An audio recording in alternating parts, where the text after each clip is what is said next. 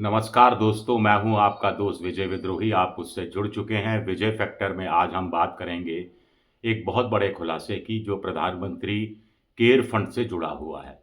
आपको ध्यान होगा कि कोविड काल में प्रधानमंत्री पीएम केयर फंड शुरू किया गया था। इसको लेकर विवाद भी पैदा हुआ था, विवाद सुप्रीम कोर्ट भी पहुंचा था। मोटे तौर पर लोगों का कहना था कि जब पीएम रिलीफ फंड है, पीएम डिजास्टर मैनेजमेंट फंड है, तो फिर ये अलग से पीएम केयर फंड की आखिर ज़रूरत क्या है।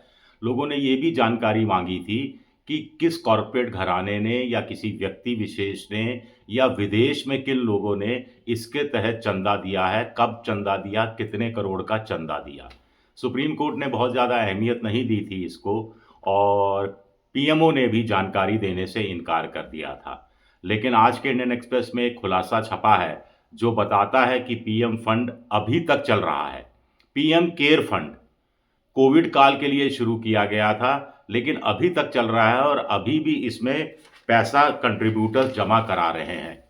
अच्छी बात है कि पैसा जमा करा रहे हैं, लेकिन कुल मिलाकर 2019-20 से लेकर 2022-23 के बीच में पीएम केयर फंड में 13,000 करोड़ रुपया हिंदुस्तान के चंदा देने वालों ने चंदा दिया या कंट्रीब्यूट किया।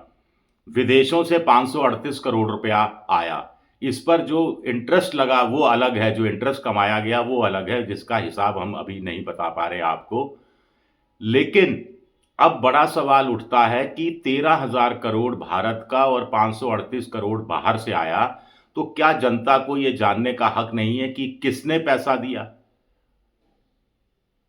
कितना पैसा दिया, कब पैसा दिया। लेकिन यह जानकारी तो इंडियन एक्सप्रेस की रिपोर्ट में भी नहीं है।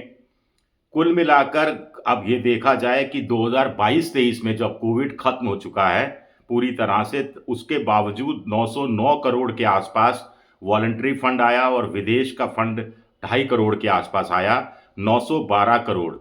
और इसके साथ साथ 170 करोड़ इंटरेस्ट की इनकम हुई, जिसमें से 154 करोड़ रेगुलर अकाउंट्स पर इंटरेस्ट हुआ और फॉरेन कंट्रीब्यूशन अकाउंट पर 16 करोड़ रुपए का इंटरेस्ट पीएम केयर फंड के तहत जमा कराया गया। अब आप कहेंगे कि इतना पैसा आया, लेकिन ये पैसा खर्च कहाँ हो रहा है। तो इसका हिसाब बताने से पहले बता दूं कि 2019-20 में जब पीएम केयर फंड शुरू किया गया था, कोरोना अपनी पीक पर था, तब 3,076 करोड़ रुपया आया था। 2020-21 में ये बढ़कर 7,183 करोड़ हो गया।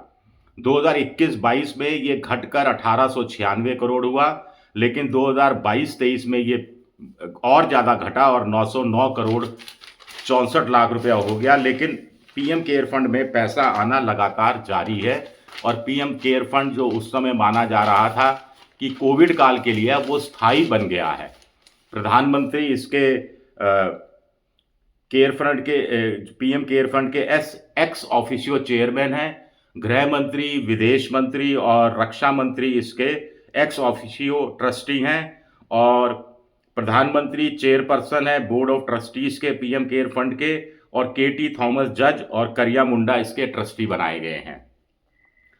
कुल मिलाकर 2022-23 में पीएम केयर फंड से 346 करोड़ रुपए बच्चों पर खर्च हुए, 91.87 करोड़ रुपया 99,986 ऑक्सीजन कंसंट्रेटेड की खरीद पर खर्च हुआ, 1.51 करोड़ कंट्रीब्यूशन रिफंड किया गया, 24,000 रुपये लीगल चार्जेस, 278 रुपये बैंक चार्जेस और एसएमएस पर खर्च किए गए।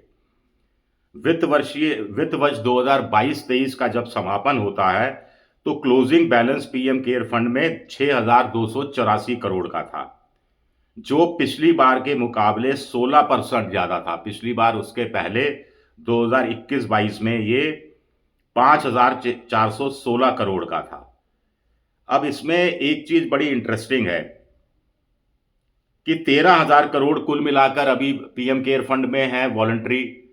विदेश का भी पैसा जोड़ दिया जाए तो 538 करोड़ है, और 2019-20 से लेकर 2022-23 के बीच में 565 करोड़ रुपए इंटरेस्ट से, ब्याज से कमाए गए। अब एक थोड़ा सा मेरी तरफ से एक ऐतराज है, कुछ कोई हो सकता है इसको समझाने की कोशिश करे कि कुल मिलाकर कॉर्पोरेट सोशल रिस्पॉन्सिबिलिटी एक्सपेंडिचर भी कंपनी एक्ट 2013 के तहत इसके तहत जमा कराया जा सकता है।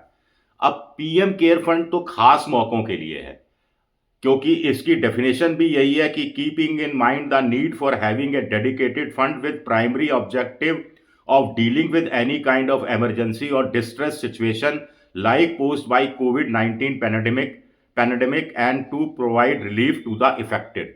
तो खास मौकों के लिए प्राइमरी तौर पर है। लेकिन सीएसआर फंड में तो कॉर्पोरेट कंपनियां पैसा जमा कराती हैं, वो आई कैंप भी लगा देती हैं, वो स्कूल के लिए भी पैसा दे देती हैं। तो कहीं ना कहीं सीएसआर को अगर जोड़ दिया गया है पीएम केयर फंड से, तो हो सकता है बहुत से कॉर्पोरेट घराने के लोग पीएम को खुश करने के लिए पैसा सीएसआर का वहां जमा करा रहे हों, जिसका कोई फायदा नहीं मिल रहा, सिर्फ ब्याज बढ़ रहा है। तो रोजमर्रा की जिंदगी में जो लोगों को परेशानियां आती हैं, वहां ये सीएसआर का फंड अगर नहीं जाए पीएम केयर फंड में, तो वहां इसका मुझे लगता है कि बेहतर ढंग से इस्तेमाल हो सकता है।